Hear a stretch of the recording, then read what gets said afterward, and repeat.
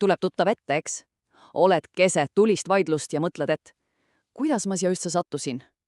Noh, täna me räägimegi just konfliktidest. Mitte sellepärast, et need oleksid kuidagi toredad, vaid kuna need on lihtsalt osa elust. Ja mis kõige parem, neid on võimalik lahendada. Mõtle korraks. Mis oli see viimane asi, mis sul kellegiga harja punaseks ajas? Tihtipeale on just need pisikesed isiklikud asjad need, mis kõige suurema tulekahju süütavad, kas pole nii? Aga okei, enne kui meil lahenduste juurde hüppame, peame natuke sügavamale kaevama. Et miks need erimeelsused üldse tekivad? Sest kui sa mõistad probleemi juurt, oled sa juba poolel teel lahenduseni. Vaata, siin on erinevad hoiakud, põhimõtted, väärtushinnangud. Aga tegelikult taandub see kõik ühele väga lihtsale tõele. Me oleme kõik erinevad. Ja just see meie erinevus ongi see, kus konfliktid endale mõnusa kasvulava leiavad. Ja siin on see iroonia, eks. Kõige tulisemad lahingud peame maha just nendega, kellest me kõige rohkem hoolime. Ja miks?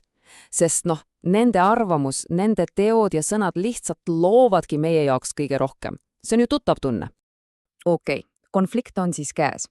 Ja mis nüüd edasi? Enamasti me reageerime ühel 3 viisist. Ja olgem ausad, 2 neist teevad asjad tegelikult ainult hullemaks. Meil on põhimõtteliselt 3 ideed. Esimene, lahenduse otsimine. See on ainus, mis võib suhted tegelikult tugevamaks teha. Teine variant on domineerimine, kus üks pool lihtsalt surub oma tahte peale. See on aga ainult näiline lahendus, sest see konflikt jääb sinna alla lihtsalt vinduma. Ja 3, vastastikune ignoreerimine. See on lihtsalt aiglane ja valus lõpp. Ummikseis. Ja see viib meid ühe väga olulise küsimuseni, et kas konflikt ongi alati ja igal juhul halb asi? Või on siin tegelikult peidus ka midagi enamat? Vastus on tegelikult kindel ei. Ja siin ongi see võti. Kui konfliktist saab võimaldus üksteist paremini mõista, mitte lihtsalt võistlused, kes peale jääb, siis võib see suhteid hoopis tugevdada. See ongi konflikti peidus olev potentsiaal. Hästi, aga kuidas me siis sinna jõuame? Vaatame nüüd lähemalt erinevaid strateegiaid, kuidas erimeelsustega toime tulla, alustame kõige kehvamatest ja liigume parima poole. Kujuta ette redelit. Kõige alumisel pulgal on vältimine ja võitlus. Need ei vii tegelikult mitte kuhugi. Veidi kõrgemal on allaandmine ja siis kompromiss, kus mõlemad pooled kaotavad natuke. Aga seal päris tipus, seal on koostöö ja see on juba hoopis teine tase.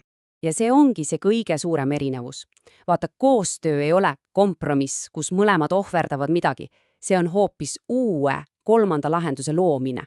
Sellise, kus mõlemad on võitjad. See on see kuulus win-win olukord. Ja miks see koostöö siis nii võimas on? Sest see ei lappi lihtsalt ajutiselt auke kinni. See tegeleb probleemi juurdega. See austab mõlemat osapoolt ja mis kõige olulisem, see ehitab pikemas perspektiivis palju tugevamaid suhteid. Okei, see kõik kõlab teoorias väga hästi, aga kuidas selleni praktikas jõuda? Vaatame 2 väga konkreetset ja kasulikku tööriista. Esimene tööriist on läbirääkimised. Ja selle tuum on tegelikult lihtne. See on vestlus, mille eesmärk on mõistmine, mitte võitmine. See on arutelu, kus mõlemad päriselt kuulavad, et leida see ühine tee edasi. Ja teine on ajurünnak. See on nagu loovuse plahvatus. Reegel on siin imelihtne. Absoluutselt mitte mingit kriitikat. Iga idee, olgu see nii hullumeelne kui tahes, pannakse lauale. Ja alles siis, kui kõik ideed on koos, hakkame neid sorteerima. Ja usu mind, just niimoodi leitaksegi tihti lahendusi, mille peale keegi poleks osanud tullagi.